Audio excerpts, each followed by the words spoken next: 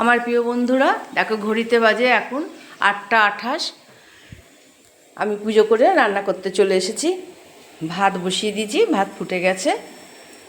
আর করব পটল আলু শিম আর ওই বড়ি দিয়ে, আর পটল আলু শিম দিয়ে আদা জিরে ধনে আর নুন সব একসাথে বেটে রেখে দিয়েছি।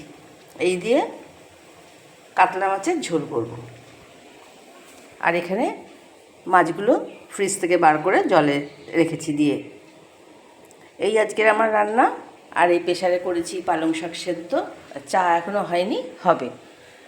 এই আজকের আমার রান্না। আবার যদি কিছু করি তখন শেয়ার করব তোমাদের সাথে। লাইক শেয়ার কমেন্ট সাবস্ক্রাইব করে আমার পাশে থেকো। চ্যানেলটা যাতে আমি এগিয়ে নিয়ে যেতে পারি। তোমরা পাশে না থাকলে চ্যানেলটা এগিয়ে নিয়ে যেতে পারবো না। তাই তোমাদের কাছে রিকোয়েস্ট করছি, তোমরা আমার পাশে থেকো। বেশি বেশি করে সাবস্ক্রাইব করো, লাইক করো, শেয়ার করো। আর তোমরা কোন ধরনের রান্না পেতে চাও সেটা কমেন্ট করে জানিও। আসি।